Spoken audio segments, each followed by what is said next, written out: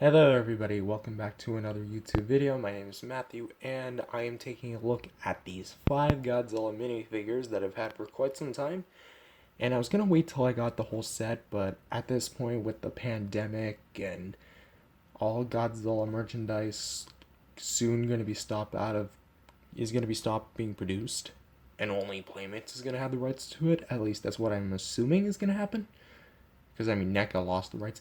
But I was gonna wait till I got all figures, but you know what? Screw it. I'm just gonna wing it, and we're gonna do all 5 of these with King Ghidorah 1991, Godzilla 1984, Space Godzilla, Mothra 1992. At least I think that's the 1992 Mothra, and the 1956 Rodan. First up, we're gonna start with King Ghidorah, which, as a figure, he's surprisingly well detailed. Such a small little piece. Granted, there isn't a whole lot to him. If you know what the Heisei Ghidorah looks like, you pretty much got a mini representation of it. Right here you have Toho Company Limited. I think that's like some sort of Bandai marking because it says B. Not really sure what that means. We have a King Ghidorah head, all these Ghidorah heads.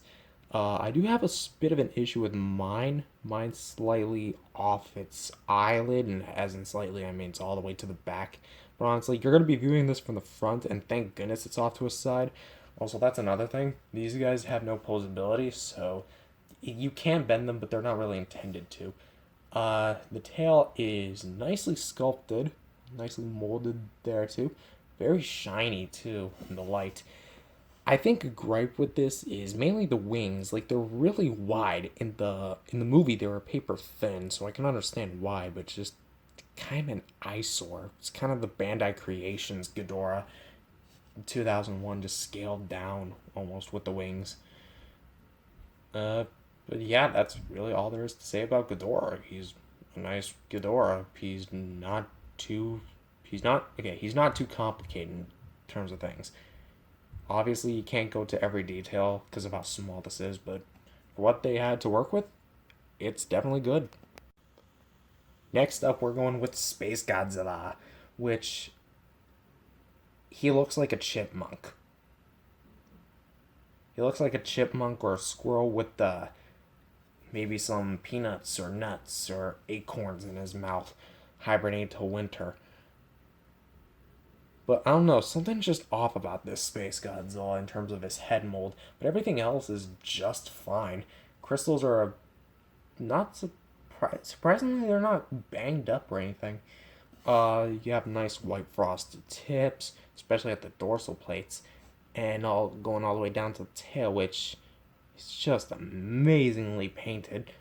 And going to this chest, you have a nice prominent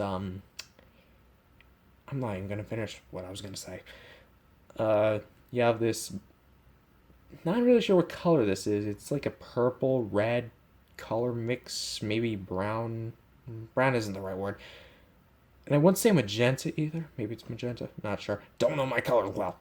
Red, orange, blue, green, blue, purple, pink. Uh, you have nice toenails right there. A little sloppily done, but again, for a minifigure, it ain't too bad. Once again, there's no posability on these things. And the weird thing is, despite how crudely this thing is painted, it still looks better overall than that Playmates version. Come on, Playmates, you're losing here. Next up, we have the only Showa era representation in this collection, Rodan, which he comes from the 1956 film, not the Heisei era, which overall he has a very brown color to him, with only like a bit of peach colors on his chest and beak, and some black dots on his eye, and that's kind of it for color. 3 colors in the majority of things, which is really weird, I gotta say.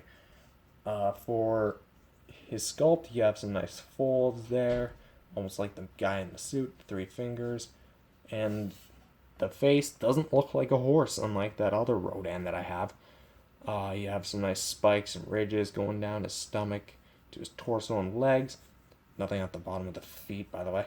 And at the back, you have more or less the same thing. Nice little bumpy details right there. Little flap to give off that tail. And overall, it's just a simplistic little Rodan toy.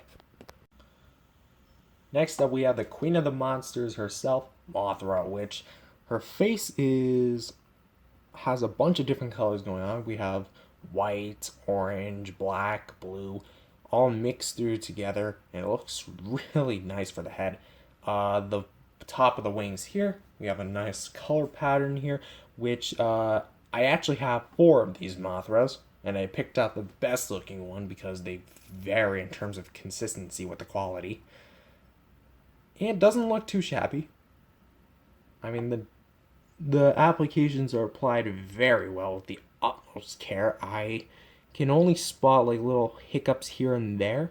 For a minifigure, this is certainly an impressive feat. Not sure if these are made in. Are these made in Japan? They could be made in China, Vietnam, maybe. But whoever did this, props to them. A nice little stinger. Oh, just noticed that. Little seam line. I guess I just never really hold Mothra like this from the back. What can't be said, though, is the bottom of the wings, which are just red and yellow. They even added the details. Like, come on, if you're going to add the details, why not paint them? I get it, it's a minifigure. But then again, you also did this, so would have killed you to done it again? Because I know for a fact, hands cannot do it. I don't care how delicate your hands are, I have a hard time you are able to do this flawlessly.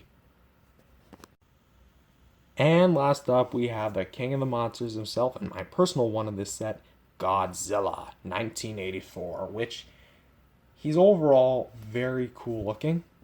You have a nice face going on, pretty accurate to the movie. No tongue in there, sadly. Teeth are nicely painted. The spines are okay. I mean, I'm surprised they didn't just bunch them together in one plastic strip and call it a day. They actually went the extra mile and carved out every single little piece. And it's really cool. The tail is nicely short. Just for a little comparison, Space Godzilla's tail, I believe, is much longer.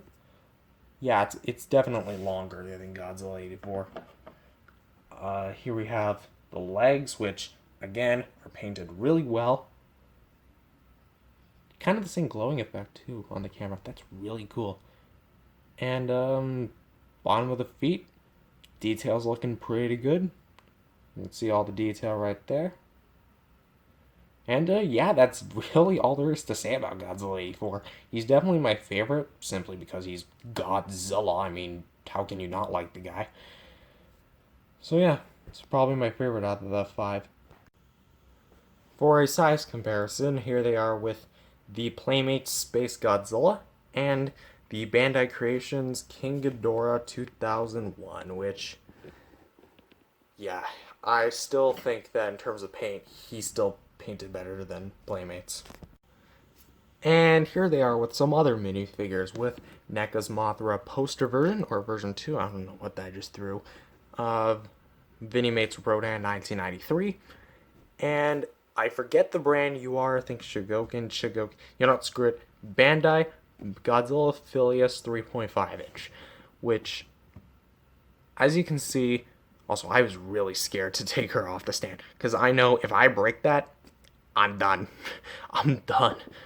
So yeah, as you can see, they aren't exactly the tallest bunch, but they are definitely unique on the shelf. And for the last comparison, here they are with the smallest and shortest Godzilla in my collection, the little Lego Godzilla that I got off eBay, and this Gashapon Godzilla bootleg Heisei, which I think in terms of scale, I thought this would work, but as you can see, it clearly does not. He doesn't scale with any of the monsters. Let's see Mothra here. It isn't size accurate, but I think in terms of scaling, it kind of works. 84 might actually be a good fit. Well, yeah. And Heisei was 100 meters. 84 himself was 80 meters. 100 meters, 84. 80 meters. 80 meters, 100 meters. There you go. There you go. There you go. So yeah, I think in terms of this scaling between these two, this works. Overall, I'd say that these guys are definitely worth picking up. If you guys want a diverse range of kaiju that isn't just Godzilla himself, I think there's a few versions of Godzilla. I think there's this one, a 54, and then a burning, if I'm correct. But yeah, so we have all these different monsters. I also think there's a Mecha Godzilla too.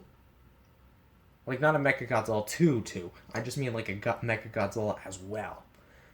But unfortunately, I don't have him, but I might in the future. So with that being said, I'd say he's my favorite. Mothra's my least favorite, but Mothra is still a pretty cool piece. So nonetheless, if you guys enjoyed the video, like, comment, or I guess not comment, considering the fact, kappa is a thing. But yeah, like, subscribe, and I'll see you guys in the next video. Bye-bye.